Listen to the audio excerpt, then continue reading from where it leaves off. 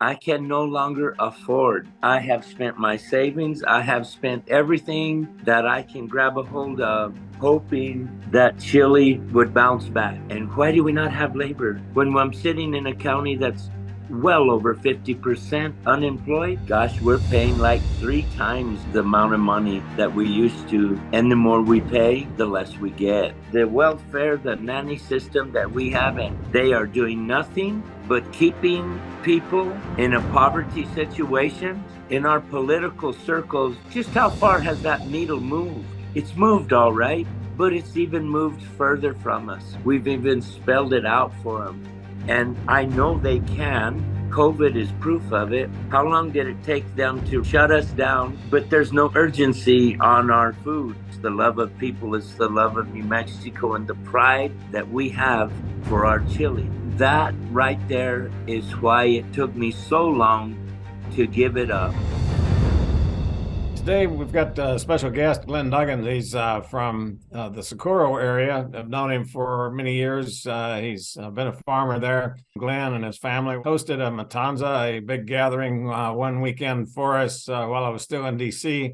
He had a bunch of us out there riding horses and making our way along the highway. But those were great times. But recently, Glenn had a release that he talked about publicly, and I wanted him to share what he and his farm are going through right at this particular point. So, Glenn, take the floor and talk a little bit about what you're experiencing and what your decision is. Thank you, Chairman Pierce. Well, I'm a chili farmer. I've been a farmer for 38 years, I guess, 39 maybe. I don't know. And well, the good old days, we had a crew of 30 or maybe even 40. We would produce 1,000 sacks a day regularly. And I don't know, since NAFTA, for a good 10 years, if not 15. The year we finished is just worse than the previous year, and the number of workers we had were just dwindling. And so we were coming down on the farm in acres in size, trying to match the labor force, and it has just gotten down to zero, really. And I mean, I don't have an irrigator, I don't have a tractor driver, I don't have anything like that. And by the way, that's after paying, gosh, we're paying like 3 times the amount of money that we used to. And the more we pay, the less we get. And, it was very hard for me to do away with the chili because, well, obviously it was losing money, but even true farmers are not doing it for the money. They're just farmers. They love farming. They're just were born to do that. And what is so hurtful to me, and what value it is, other than it's a huge value because, number one, Chile is what this state is number one in. We are all proud of it. People often ask me, what does it mean to a New Mexican? Well, it means to a New Mexican as turkey means to Thanksgiving, as the Denver Broncos mean to Denver. It's what we're very proud of, and we are just flat losing it. And it's mostly this labor thing. And there's another big value in it, and this is it. So most of the time I stayed on the farm and I sent my chili out via a driver. Once in a while, the farm would get rain or something would happen, and we would be shut down on the farm a day or two. And I would go to the stores, and I just love so much to talk to the people lined up at the roasters. And of course, they didn't know who I was, and I would ask them, such as, is it hot? Is it good? Do you like it? Is this the first time you bought it? Things like that. And they were always positive. And after I asked about as many questions as I could think of, I would tell the crowd that I'm glad you like it because I'm the farmer that raised it. And that's where it gets hurtful because being a farmer, nobody knows what I'm doing at night. I'm walking down the ditch banks. It's just me, my dog, and God, wondering when I'm going to step on a rattlesnake or maybe I'll get by without it. Fall in the ditch. Is anybody going to know? Farmers do those things and they do them very quietly. And it's a tough job, but I don't want to. I've never heard a farmer complain of it. Well, anyway, when you go to town and you can see the fruits of your labor, when those people see that they are talking to the man that raised their crop, their favorite crop, their faces just light up. And I thought, well, really, why is it? I know why it is. It's because in today's world, just when do you get the opportunity to meet the farmer that raised your food? And that's lost in our society. And Chile kept me bonded to the city, if you will, and the city to me. And the same thing, we would go into restaurants, have something to eat, maybe deliver some chili, and go inside, and the place is just buzzing. And every now and then, I'd ask him, "Do you like the chili?" And the same result, they would just light up when they knew. And Chile in this state has brought who knows how many people together at the table for fellowship with one another. And in a world that continues to be more cold and more distant to our fellow neighbors, to our other mankind, that is a huge value that we're losing. And that right there is why it took me so long to give it up. The cards in the mail, the phone calls from people we don't know thanking us for what we do. You should see the outpouring that's coming to me now that we've given up. We're getting all these cards appreciating what we do and for being part of their table for so many years.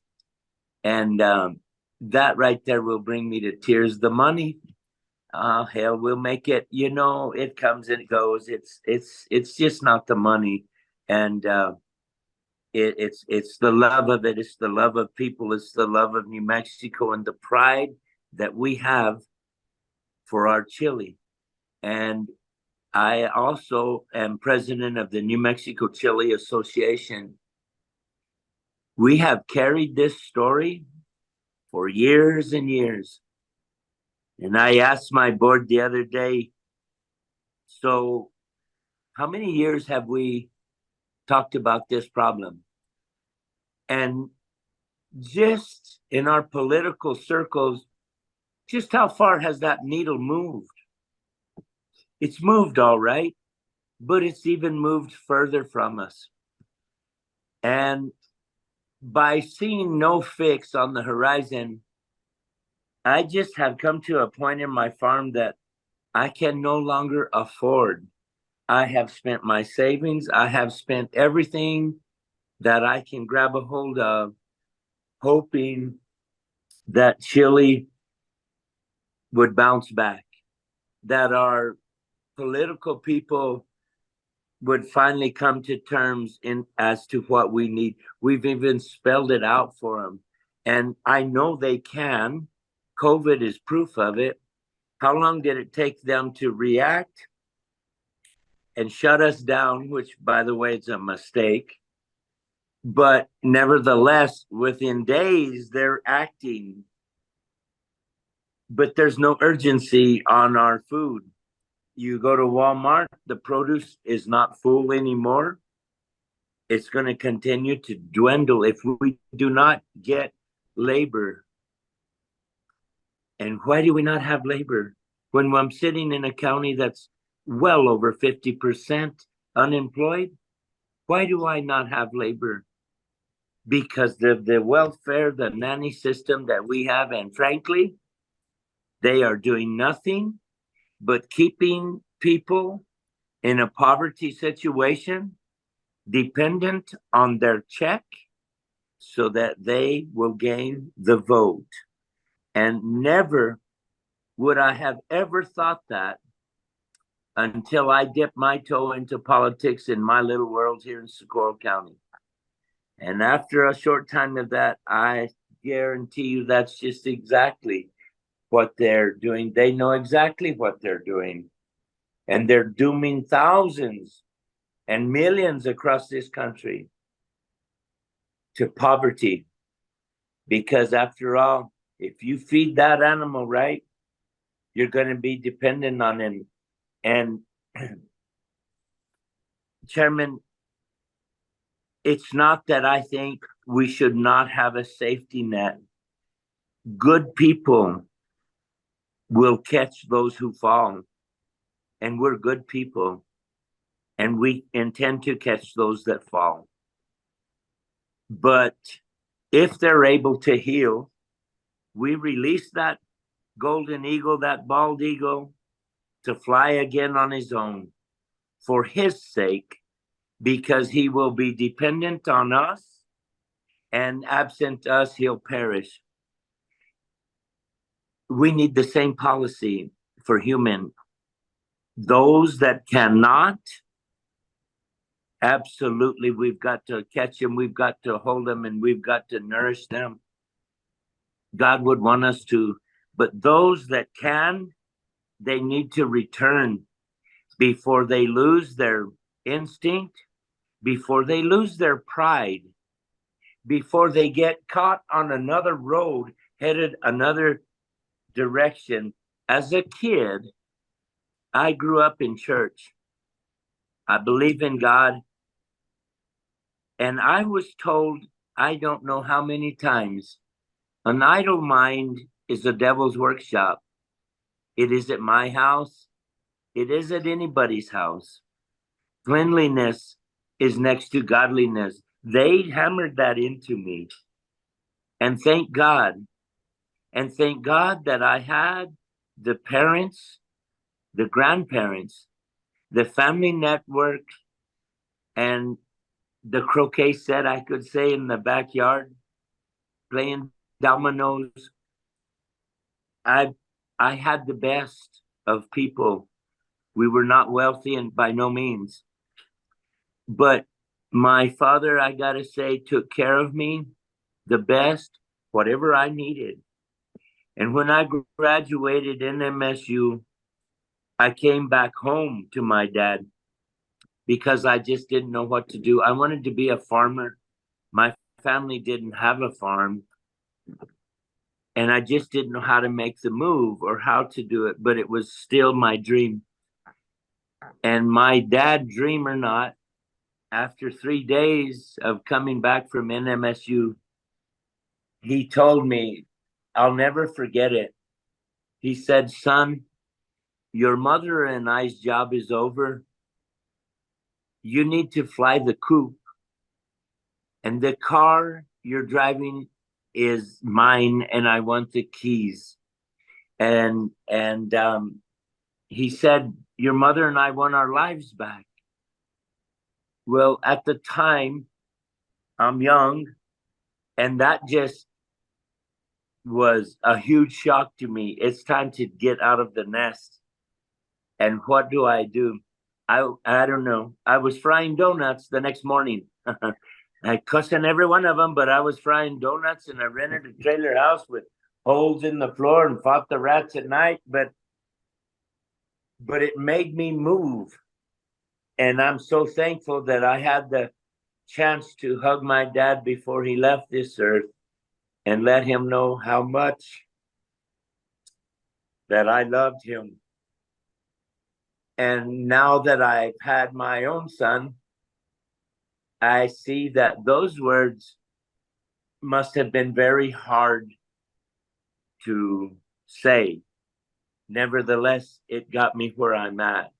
It got me independent, and I'll forever be grateful for that tough love. And that right there is just exactly what we're missing in society. And grandma has a lot of rethinking to do, I think. But our government just, they're wasting us. They're allowing poverty to thrive by their policies. And that is why I gave up Chile, because I just see this government, especially this state government, absolutely going the wrong way. We're rewarding bad behavior. It's hopeless. Right now, it's hopeless. We're visiting with Glen Duggins, farmer from the Socorro area, a longtime friend. And he's just recently announced that he's going to shut down his chili production. I will tell you, I traveled the state probably more than any single person over the last 20 years. And chili was always my go-to meal at the restaurants. And I can tell you, my wife usually asks, where's the best chili? She noticed that the chili we get here on the east side is usually doesn't have much flavor. And I routinely would say the best chili is by far in the Socorro area. Just nothing compared. So I congratulate you, number one, for the quality of your product. But you also talk about the labor. I just came in this morning off of a job site. I was out at a little before 7 this morning, and we're having to literally shut down the work because we can't find the labor. And this is at $25 an hour. This is not a minimum wage thing. And you're exactly right. The government has encouraged people not to work. The people who are voting that way in Congress understand that if they get people dependent on the government, they have to vote for the people who will keep these programs in place. And it is devastating our workforce. It's devastating to our businesses. And so every time I see someone shut down a business like Glen is announcing he's going to do, I know that those jobs are going to go somewhere else, probably Mexico, maybe South America, maybe China. And that's one problem. And it's a big problem that we're giving away the economy of the state and the nation. But the bigger problem, I think, is what Glen focused on, and that's the cultural aspect of having this connection between the people in the restaurants, the people in the stores, and the farmers who grow it. When the vegetables come from China, you don't have that connection. Plus, you don't have any assuredness that they're not using different sprays and chemicals that we're not allowed to use here. And many of the farmers are staying away from those dangerous chemicals because it's the right thing to do. It lessens sometimes their yield on the crop, but it's the right thing. And so we know that our food source from inside this country is safe. We know that it is who prepares it. There's a connection between the land and the people who eat and the people who don't live on farms.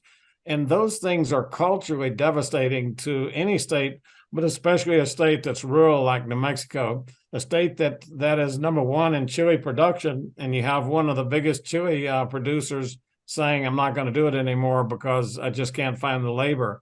It's just too hard. We pay more and we get less.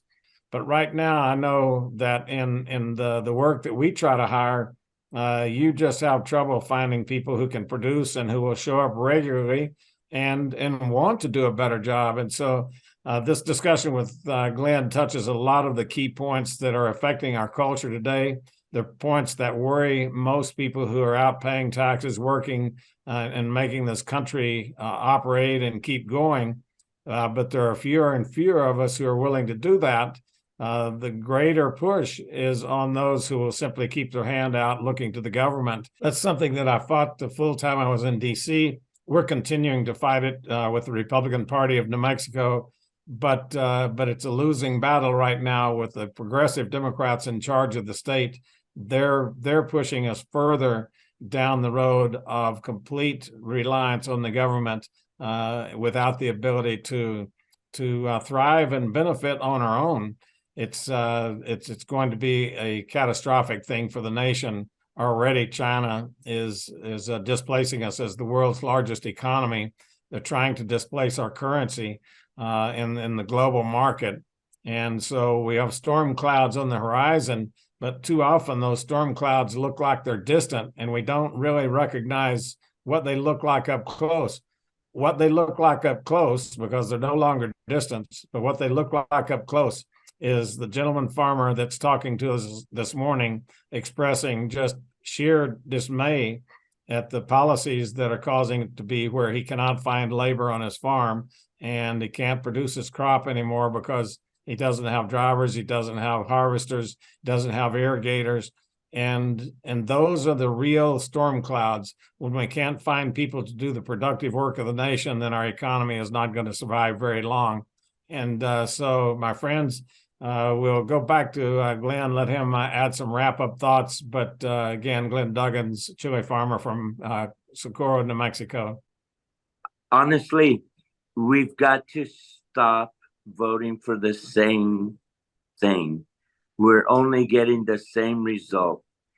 And I just am afraid that there are so many now. I think, aren't we, over half of our population now in this state is on assistance. The other side would say that's a good thing. I don't see where that's good at all in any way. I wouldn't want to be dependent on the government or anybody else for my well-being. But they've kept us down. They've got us dependent on them. They're going to send you a check now and then, and you're going to vote for those who wrote the check. And so, well, there's where we are. And it's very sad. We've been visiting folks with Glen Duggins. He's president of the New Mexico Chili Growers Association and ably leads that group, but he's also a chili farmer for the past 38 to 40 years, and announcing this year that he just can't do it anymore because he can't find the labor. He can't compete against the cheap imports from other nations who have almost no restrictions. They have almost no cost of labor and an unlimited supply of that. And so our government is forcing people out of productive jobs and out of creating jobs for other people because of our policies, and the policies that say we want people to keep voting for us, so we're going to keep giving them free paychecks. Great statements today. Glen, our heartfelt thanks to you for the years of service and growing chilies that local people could identify and appreciate. But thanks also for the values that you have built into your organization, into your farm company, your farm organization. And we just give you sincere good will and good wishes in your future. Folks, that'll wrap us up for today. I'm Steve Pierce, chairman of the Republican Party of New Mexico.